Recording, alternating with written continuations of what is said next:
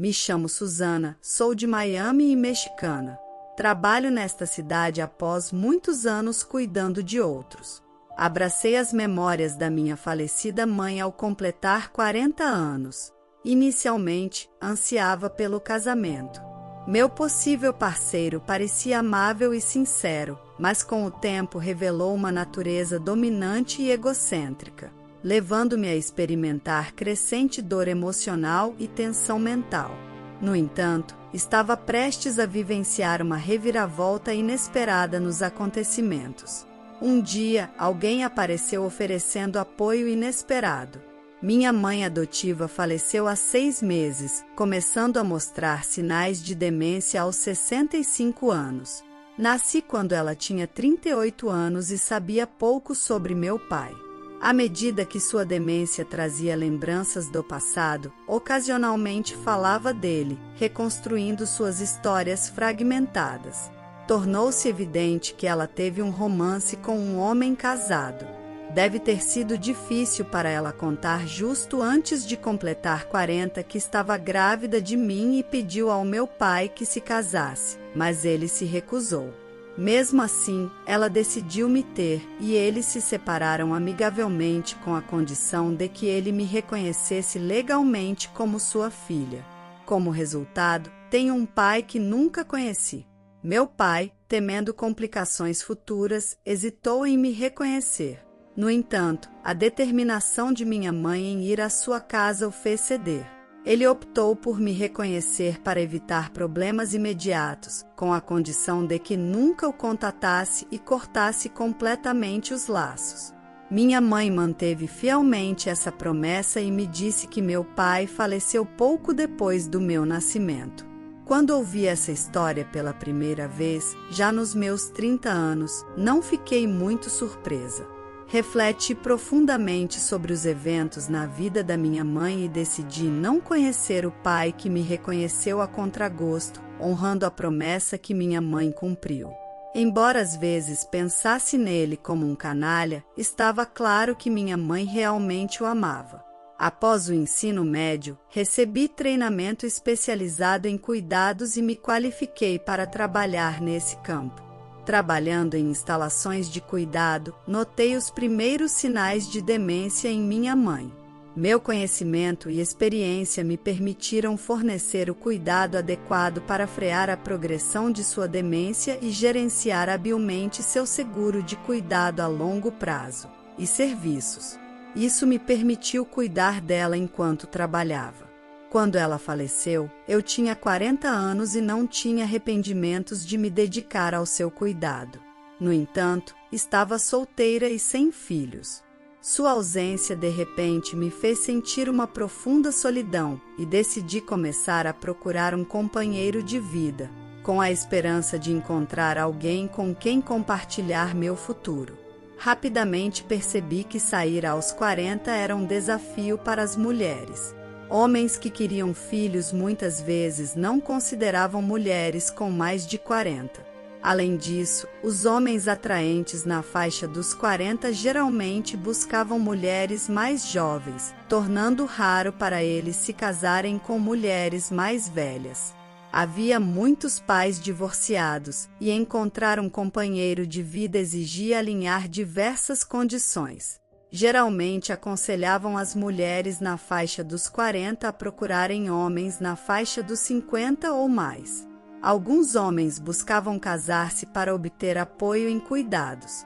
Apesar de não me importar com o cuidado, devido à minha experiência profissional, entendi as complexidades envolvidas em cuidar de um membro da família. Depois de aproximadamente 1 ano de encontros, conheci meu atual esposo, Alfredo.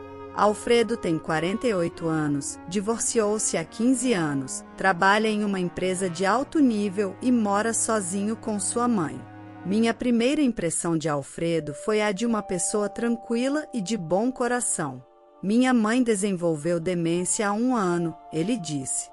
Quando Alfredo começou a falar sobre sua mãe, suspeitei momentaneamente que ele estivesse saindo apenas com o propósito de encontrar alguém para cuidar de seus pais. No entanto, ele me disse que sua mãe estava sendo cuidada em um lar de idosos, o que me fez perceber que minha suposição estava errada. Estive tão focado no meu trabalho que meu casamento anterior não funcionou. A forma um pouco tímida como ele falava sobre isso me deu uma boa impressão dele. Ultimamente, tenho diminuído o ritmo no trabalho, mas não sou boa para as tarefas domésticas. Pode soar presunçoso, mas procurava alguém que pudesse ajudar com os afazeres domésticos, com a esperança de ter uma vida mais relaxada no futuro. Ao ouvir isso, pensei que poderia ser uma situação desejável. Felizmente, ele também concordou. Ele é de Nova York, estava em uma área verde exuberante com excelentes comodidades, mas um pouco longe para visitas frequentes.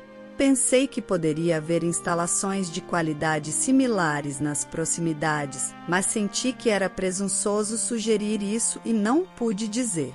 Oi, senhora, é um prazer conhecê-la. Casei-me com seu filho, Alfredo. Meu nome é Susana, disse a minha sogra chamada Vera, mas ela não respondeu, aparentemente devido à sua demência e depressão. Quando estávamos prestes a ir embora, reuni coragem para fazer uma sugestão a Alfredo. Seria bom encontrar uma instalação mais próxima para poder visitar regularmente. Se necessário, também posso cuidar da sua mãe em casa. No entanto, ele imediatamente fez um gesto de rejeição. Não posso colocar esse fardo sobre você. Levei um tempo para encontrar esta instalação. Aprecio sua oferta, mas prefiro que não interfira na escolha da instalação, disse ele claramente. Foi assim que minha sugestão foi rapidamente rejeitada. Alfredo, que não tinha filhos de seu casamento anterior, agora mora comigo perto da cidade de Nova York. Antes de nos casarmos, ele perguntou: "Você poderia deixar o seu trabalho e focar nas tarefas domésticas?" Ao deixar o centro de cuidados onde trabalhei por muitos anos, foi uma decisão difícil. Foi difícil dizer adeus aos meus colegas, às pessoas que cuidei e às suas famílias. Todos me parabenizaram pelo meu casamento, mas eu desejava poder continuar trabalhando. No entanto, a distância de Nova York até Filadélfia, onde estava localizado meu local de trabalho, dificultava manter meu emprego. Tornar-me dona de casa em tempo integral era, em parte, um sonho, mas depois de trabalhar por tanto tempo, havia uma parte de mim que duvidava.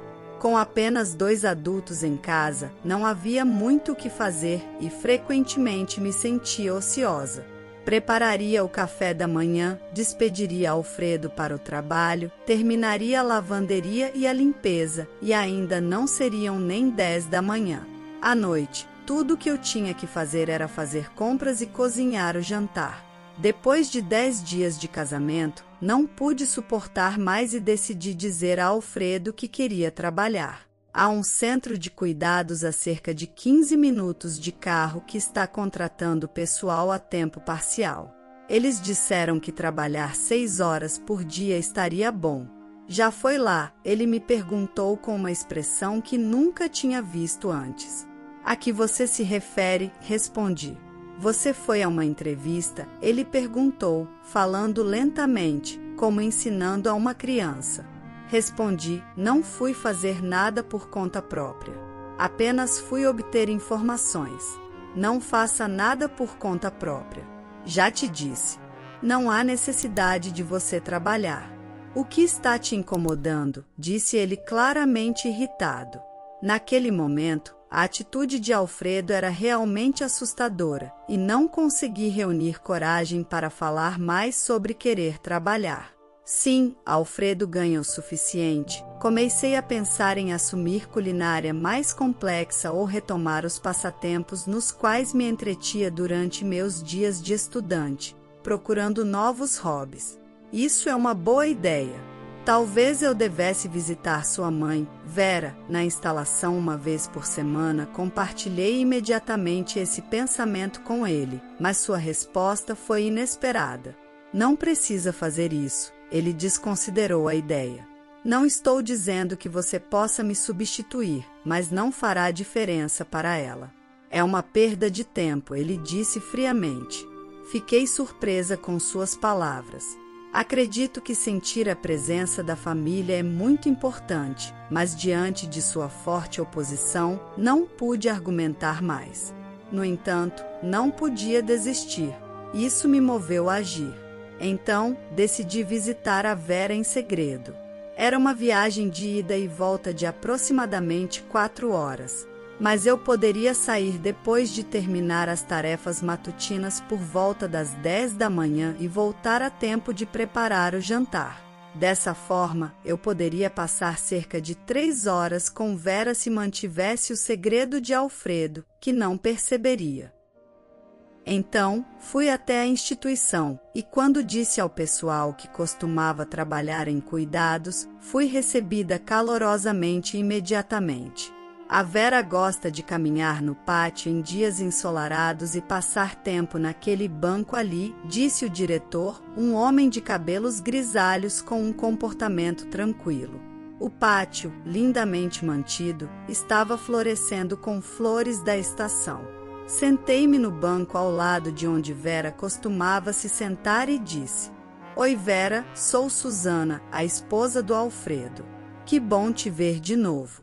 Vou vir te visitar de vez em quando. Mas, como esperado, não houve resposta dela. Mesmo assim, continuei falando.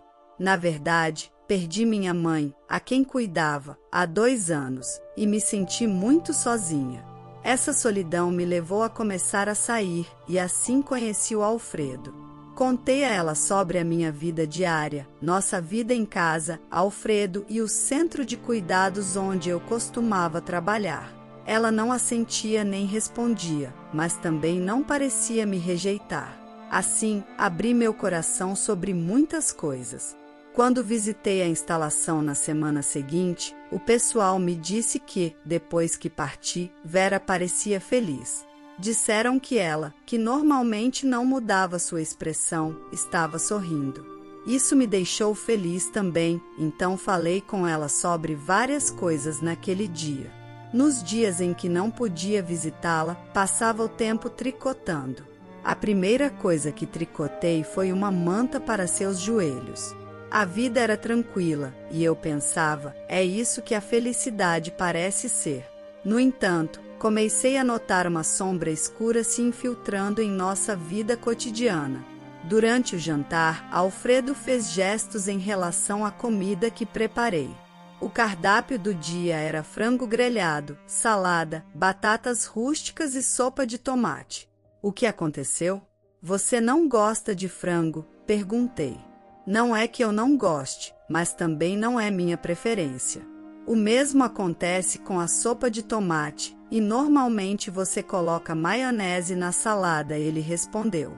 Mas o frango é mais saudável que a carne vermelha, e a maionese tem muitas calorias. Você não gostou do molho caseiro? Perguntei. Prefiro comida saborosa saudável. Eu sou quem ganha dinheiro aqui. Então, pelo menos, faça refeições melhores, ele disse bruscamente. Mas você está quase completando 50 anos, deveria cuidar da sua saúde, disse a ele. Quando disse isso, Alfredo interpretou como uma crítica por estar envelhecendo e ficou irritado. Não me responda. Eu te sustento, ele gritou. Seu grito me assustou tanto que não consegui encontrar palavras para responder. Pensei para mim mesma que, se não ter voz nas coisas significa ser provida, talvez fosse melhor trabalhar. No entanto, me convenci de que talvez ele apenas estivesse de mau humor naquele dia e fiquei em silêncio. Desde então, comecei a ver sua testa franzida com mais frequência.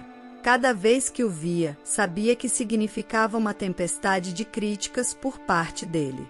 A primeira coisa da manhã não tinha geleia. Na verdade, eu tinha ficado sem geleia e coloquei manteiga no lugar, mas parecia que não conseguia atender às suas expectativas. A toalha no banheiro era áspera e houve outras reclamações. Os sapatos estão sujos, é natural limpá-los adequadamente. As janelas estão sujas, é a sua casa, então você deveria limpá-las direito. Então, comecei a ser estritamente supervisionada, mesmo nos detalhes mínimos das tarefas domésticas. E além disso, não compre uma marca diferente de shampoo por conta própria, ele disse, o que honestamente me deixou atônita. Ele começou a reclamar de cada pequena coisa, desde o tempero da comida até a maneira como eu estava presente. Gradualmente, toda vez que eu falava, ele ignorava, independentemente do que fosse dito. Mesmo quando eu exigia algo, não importava o quão ocupada eu estivesse, eu tinha que responder imediatamente. Ultimamente, ele também começou a suspirar inutilmente. Uma manhã, Alfredo me chamou de repente. Esqueci documentos importantes para a reunião desta tarde. Traga-os imediatamente. Cada segundo conta, exigiu. Eu corri para pegar o ônibus e fui apressadamente para o seu local de trabalho na cidade de Nova York. Quando cheguei ao local designado, um restaurante elegante, Alfredo, que havia dito estar com pressa, desfrutava tranquilamente de seu almoço. Além disso, havia uma mulher bonita sentada ao seu lado. Eu saí correndo de casa, então não estava usando maquiagem e estava vestida como se estivesse apenas indo às compras no bairro. Eu estava ciente de que estava fora do lugar. Depois, ele me disse: "O que você fez hoje é inimaginável", mostrando uma aparência tão vergonhosa aos meus subordinados. Suas palavras foram sérias, sem nenhum traço de humor.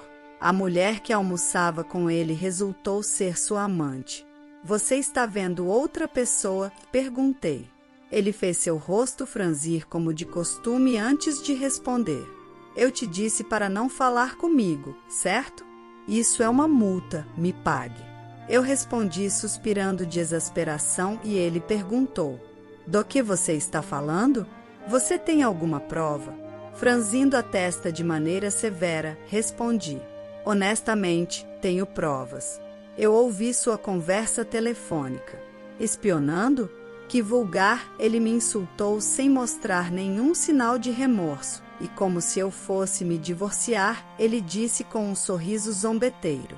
Foi então que percebi que talvez Alfredo encontrasse prazer em me fazer sofrer. Comecei a pensar em escapar dele. Estava claro que, se as coisas continuassem assim, eu ficaria mentalmente devastada. "Desculpe, Vera, talvez eu não possa te visitar mais." "Não posso mais viver com Alfredo", eu disse, pensando que seria minha última visita. Então, ela segurou firmemente minha mão, para minha surpresa, e começou a falar. "Susana, sinto muito. Há algo que preciso te dizer", disse claramente.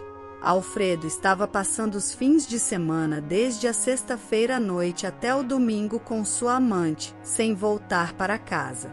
Vera me disse para verificar a terceira gaveta da prateleira no quarto que ela usava para ler quando Alfredo não estava lá. Encontrei um compartimento oculto com títulos de propriedade e extratos bancários. "Sinto muito por te enganar. Pensei que meu filho poderia estar usando isso para descobrir onde eu escondia os títulos e os extratos bancários", disse ela, pedindo desculpas. Essa surpreendente confissão foi uma grande surpresa para mim. Sinto por trazer isso à tona agora.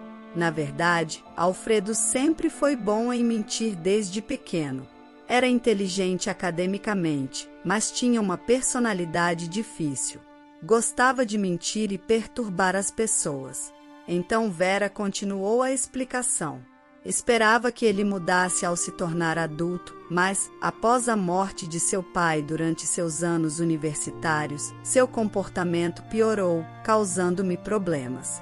Parecia gentil e amistoso por fora e casou relativamente cedo, mas parece que mentalmente atormentou sua primeira esposa. Depois que esse casamento falhou, seu foco se voltou para mim. Vera continuou: "Estive suportando isso por mais de 10 anos, pensando que tinha que lidar com isso sozinha. Mas cheguei ao meu limite mental. Considerando minha idade, decidi fingir ter demência e ficar nesta instalação. Então, o diretor da instalação entrou com uma expressão séria e continuou dizendo: na verdade, quando ela chegou aqui, estava bastante mentalmente angustiada. Agora está muito melhor. Embora eu não queira falar mal do seu filho, além de quando a trouxe aqui, nunca a visitou. Na verdade, é melhor assim. Se meu filho viesse, poderia me afetar novamente.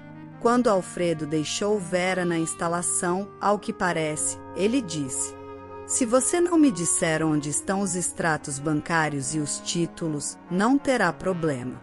Depois de tudo, tudo será meu quando você morrer. Lamento não ter conseguido proteger minha primeira nora. Não quero ver mais ninguém infeliz por causa dele, expressou seu remorso. Ao ouvir isso, decidi enfrentar Alfredo junto com ela. Preparamos tudo em um sábado, quando Alfredo estava fora, e à noite o diretor trouxe Vera para nossa casa. Susana, obrigado por manter a casa tão limpa, disse. De nada. Não podia fazer muito mais, então, pelo menos, queria manter a casa limpa, respondi. Ele assentiu profundamente às minhas palavras. Querida, é como quando estava aqui, tentei trabalhar também, mas Alfredo não permitia. Queria me isolar dos outros e me manter sob seu controle, disse, fazendo-me sentir apavorada. O diretor e Vera desfrutaram da refeição que preparei, e ela olhou ternamente ao redor de sua antiga casa. Guiei o diretor a ficar durante a noite no quarto de hóspedes, planejando resolver tudo no dia seguinte, quando Alfredo voltasse. No entanto, ocorreu uma situação inesperada. Na manhã seguinte, Alfredo ligou de repente. Você vai vir ao casamento de um parente comigo? Ele me pegou de surpresa, por não ter ouvido nada sobre isso antecipadamente. Não posso simplesmente aparecer despreparada assim. Não fiz nenhuma preparação, respondi. Alfredo, claramente irritado, replicou. Não vai me envergonhar novamente, né? Apenas venha rápido. Espera-se que você participe como minha esposa. Ele estava tentando me irritar novamente. Do que você está falando? Eu não sou mais sua esposa, respondi. Ele parecia chocado, então continuei. Apenas assine os papéis e colhe-os quando voltar. Do que você está falando? Isso não é uma brincadeira, ele gritou. Não é uma brincadeira.